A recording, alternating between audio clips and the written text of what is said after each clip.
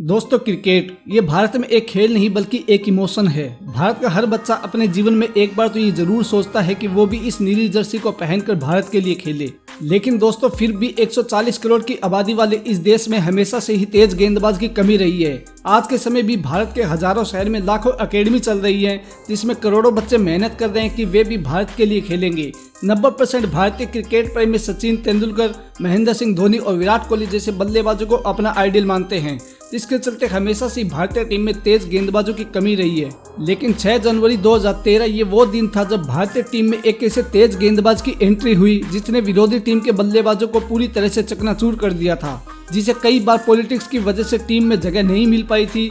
लेकिन फिर भी इस गेंदबाज ने अपनी घातक गेंदबाजी से पूरी दुनिया में लोहा मनवा लिया, जिसके कारण सिलेक्टर्स को मजबूर होकर इस गेंदबाज को टीम में शामिल करना पड़ा। तो दोस्तों, अब तक तो शायद आप समझ ही गए होंगे कि हम किसकी बात कर रहे हैं। जी हाँ दोस्तों, हम बात कर रहे हैं मोहम्मद शमी की। दोस्तों, आज के स्पेशल एपिसोड में हम मोहम्मद शमी के संघर्ष से भरी पूरी लाइफ स्टोरी जानेंगे। तो चलिए वीडियो को शुरू करते हैं, लेकिन उससे पहले आप इस वीडियो को लाइक कर दें और चैनल को सब्सक्राइब कर दें। दोस्तों, मोहम्मद शमी का जन्म 3 सितंबर 1990 को यूपी के अमरोहा में हुआ, जहां उनके पिताजी तौसीफ अहमद अली एक किसान थे और साथ ही अपने जमाने के तेज गेंदबाज भी थे। लेकिन गांव में क्रिकेट की अच्छी फैसिलिटी न होने के कारण उनका ये टैलेंट गांव तक ही सीमित रह गया। दोस्तों, हर भारतीय बच्चे की तरह मोहम्मद शमी भी दिन भर अपने मोहल्ले की गलियों में क्रिकेट खेलते थे, जहां हर बच्चा बल्लेबाजी करने को राजी था। लेकिन मोहम्मद शमी ठीक इसके उल्टा गेंदबाजी करना ज्यादा पसंद करते थे। दोस्तों, जब एक दिन पिताजी तौसीफ अहमद ने अपने बेटे की गेंदबाजी देखी तो वो हैरान रह गए और उसी दिन से पिता ने ये ठान लिया था कि वे अपने बेटे के इस टैलेंट को वेस्ट नहीं होने देंगे। और जब मोहम्मद शमी 15 साल के थे तो पिता तौसीफ अहमद उन्हें 22 किलोमीटर दूर मुरादाबाद कोच बदरुद्दीन सिद्दीकी के पास ले गए, जहां बदरुद्दीन ने ट्रायल के तौर पर शमी की गेंदबाजी देखी, जिसे देखकर बदरुद्दीन काफी इम्प्रेस हुए और शमी को ट्रेनिंग देनी शुरू कर दी। और हर दिन ट्रेनिंग खत्म होने के बाद मोहम्मद शमी पुरानी गेंदों से रिवर्स स्विंग की प्रैक्टिस करते थे। दोस्तों, 1 साल प्रोफेशनल ट्रेनिंग के बाद शमी को 2006 में यूपी अंडर 19 के ट्रायल के लिए भेजा गया, जहां उनकी गेंदबाजी से हर कोई इम्प्रेस हुआ। लेकिन पॉलिटिक्स के चलते उन्हें टीम में जगह नहीं मिल पाई। दोस्तों, ट्रायल देने के बाद घर लौटते समय कोच बदरुद्दीन के कोलकाता वाले दोस्त अब्दुल मुनावर का कॉल आया और उन्होंने बताया कि Dalhousie athletic quarter final league matches के लिए एक फास्ट बॉलर की जरूरत है। दोस्तों, बदरुद्दीन सिद्दीकी ने बिना समय गवाए शमी के पिताजी तौसीफ अहमद से बात की और पिताजी भी शमी को घर से 1000 किलोमीटर दूर कोलकाता भेजने को राजी हो गए। दोस्तों, शमी ने कभी सपने में भी नहीं सोचा था कि अमृतसर मेल की ये टिकट उन्हें इंडियन टीम तक पहुंचा देगी। दोस्तों, भले टूर्नामेंट के क्वार्टर फाइनल में शमी को खेलने को मौका नहीं मिला, लेकिन सेमीफाइनल में मोहम्मद शमी ने अपनी तूफानी गेंदबाजी से 4 विकेट लेकर पूरे कोलकाता में अपना नाम बना लिया था। और शमी की गेंदबाजी देख डलहौजी के प्लेयर सुमन चक्रवर्ती ने शमी को राजस्थान क्लब में बॉलिंग करने के लिए बुलाया। यहाँ टाउन क्लब के जनरल सेक्रेटरी देवा ब्राता दास शमी के स्मूथ बॉलिंग एक्शन से काफी इम्प्रेस हुए। दोस्तों, जब शमी का डलहौजी कॉन्ट्रैक्ट खत्म होने वाला था, जब दास जी ने शमी को टाउन क्लब ज्वाइन करने को कहा और साथ ही सीजन के 75,000 रुपए और 100 रुपए प्रतिदिन खाने का ऑफर दिया, जो कि शमी के लिए काफी बड़ा कॉन्ट्रैक्ट था, जिसके लिए शमी ने हाँ भी कह दिया था। लेकिन शमी के लिए सबसे बड़ी दिक्कत थी रहने की, जिसके बाद दास जी ने उन्हें अपने घर पर अपने साथ रखा। जिसके बाद शमी ने टाउन क्लब की तरफ से फर्स्ट डिवीजन लीग खेलना शुरू किया और अपनी गेंदबाजी से सबको अपना मुरीद बना लिया और साथ ही टाउन क्लब के परफॉर्मेंस में भी बढ़ोतरी हुई। जिसके बाद दास जी ने बंगाल के सिलेक्टर से शमी को अंडर 22 में शामिल करने को कहा, लेकिन बंगाल के सिलेक्टर्स ने शमी को लेने से मना कर दिया और कारण देते हुए कहा कि शमी किसी बड़े क्लब से नहीं है। लेकिन दोस्तों, दास जी ने फिर भी हार नहीं मानी और संभारण बैनर्जी, जो उस समय सिलेक्शन कमेटी के मेंबर थे, उनसे रिक्वेस्ट की कि एक बार वो शमी की बॉलिंग देख ले। और बैनर्जी ने दास जी की बात मान ली और शमी की बॉलिंग भी देखी। जिसके बाद बैनर्जी शमी की गेंदबाजी से इतना इम्प्रेस हुए कि उन्होंने शमी को विजय हजारे टूर्नामेंट के बंगाल टीम में शामिल कर लिया।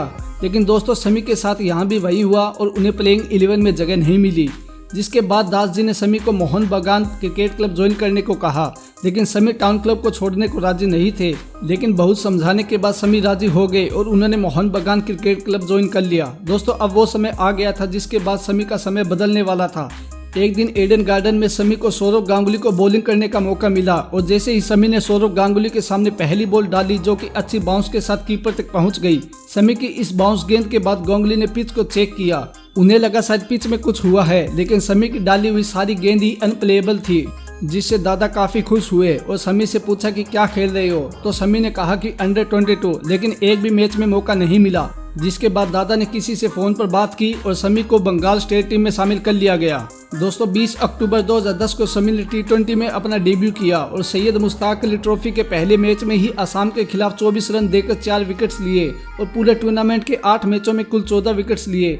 और 17 नवंबर 2010 को शमी ने अपना फर्स्ट क्लास डेब्यू किया और रणजी ट्रॉफी 2010-11 में उन्हें एक ही मैच में मौका मिला क्योंकि डेंगू हो जाने के कारण वे टीम से बाहर हो गए थे। शमी ने 10 फरवरी 2011 में लिस्ट ए क्रिकेट में अपना डेब्यू किया। विजय हजारे ट्रॉफी में उन्होंने उड़ीसा के खिलाफ 39 रन देकर 3 विकेट्स लिए, जिसके बाद इसी साल 2011 में KKR के कोच वसीम अकरम ने शमी की बॉलिंग देखी और 2011 के IPL सीजन में उन्हें अपने टीम में शामिल कर लिया।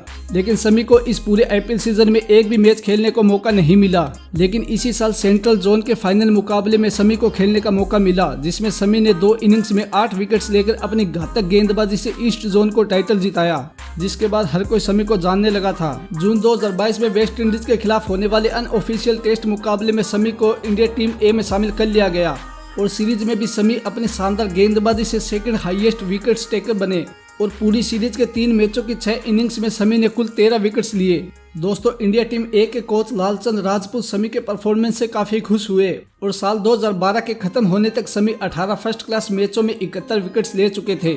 शमी के इस रिकॉर्ड को देखकर सिलेक्टर्स को भी मजबूर होकर दिसंबर में पाकिस्तान के खिलाफ होम सीरीज में शमी को शामिल करना पड़ा। 6 जनवरी 2013 को शमी ने अपना ODI डेब्यू किया, जिसमें मोहम्मद शमी ने 4 मेडन ओवर की किफायती गेंदबाजी के साथ 1 विकेट लिया और साथ ही भारत को मैच भी जिताया। जिसके बाद वेस्ट इंडीज के खिलाफ होने वाली टेस्ट सीरीज में भी शमी को शामिल कर लिया गया और 6 नवंबर 2013 को शमी ने अपना टेस्ट डेब्यू किया, जो कि शमी के लिए एक यादगार पल भी बन गया। एडन गार्डन के इस ग्राउंड पर शमी ने मैच की 2 इनिंग्स में 9 विकेट्स लिए। अब तक तो शमी सिर्फ अपनी गेंदबाजी से तहलका मचा रहे थे, लेकिन 2014 में इंग्लैंड दौरे पर शमी ने अपनी बल्लेबाजी से भी भूचाल मचा दिया। पहले ही टेस्ट मैच में भुवनेश्वर कुमार के साथ 111 रन की पार्टनरशिप की, साथ ही 5 विकेट्स भी लिए। शमी के परफॉर्मेंस के चलते शमी को टीम के A क्लास खिलाड़ियों में शामिल कर लिया गया और 2015 के ODI वर्ल्ड कप में शमी टीम के लिए एक अहम खिलाड़ी थे और वर्ल्ड कप के पहले ही मैच में पाकिस्तान के खिलाफ शमी 9 ओवर में 35 रन देकर 4 विकेट्स लिए। और साथ ही ये बात भी बहुत कम लोग जानते हैं कि शमी ने पूरा ODI world cup knee injury के चलते खेला। हर मैच से पहले उनके घुटनों से पानी निकाला जाता था, लेकिन इन सब के बाद भी शमी ने अपनी इस इंजरी को किसी के भी सामने नहीं आने दिया। लेकिन ऑस्ट्रेलिया के खिलाफ क्वार्टर फाइनल मुकाबले में शमी की हालत ज्यादा खराब हो गई थी, उनसे ठीक से चला भी नहीं जा रहा था। जिसके बाद शमी ने महेंद्र सिंह धोनी से कहा कि आज मैं नहीं खेल पाऊंगा, लेकिन धोनी ने कहा कि तुम्हारा खेलना बहुत जरूरी है, क्योंकि उस वक्त भारत के पास कोई दूसरा विकल्प भी नहीं था। और शमी ने कैप्टन कूल की बात मानकर जैसे तैसे उस मुकाबले में बॉलिंग की। इन सब के बाद भी वे पूरे वर्ल्ड कप के 4th हाईएस्ट विकेट टेकर बने। शमी ने पूरे टूर्नामेंट के 7 मैचों में 17 विकेट्स लिए। वर्ल्ड कप के बाद शमी के लिए बेहद ही कठिन समय आया, जहां नी सर्जरी के कारण उन्हें 1.5 साल तक क्रिकेट से दूर रहना पड़ा और इसी बीच 2017 में हार्ट अटैक की वजह से उनके पिताजी ने भी दुनिया को अलविदा कह दिया था। इसके बाद भी उनकी जिंदगी में परेशानियां रुकने का नाम नहीं ले रही थी और इसी दौरान रोड एक्सीडेंट में उन्हें हेड इंजरी भी हुई। लेकिन इस बुरे वक्त से लड़ने के बाद शमी ने एक बार फिर से कमबैक किया। इस बार शमी और भी ज्यादा जोश और जुनून से आए और जनवरी 2019 में वे सबसे तेज 100 विकेट्स लेने वाले भारतीय गेंदबाज भी बन गए और साथ ही अपने टेस्ट करियर में वे अब तक 200 से ज्यादा विकेट्स ले चुके हैं।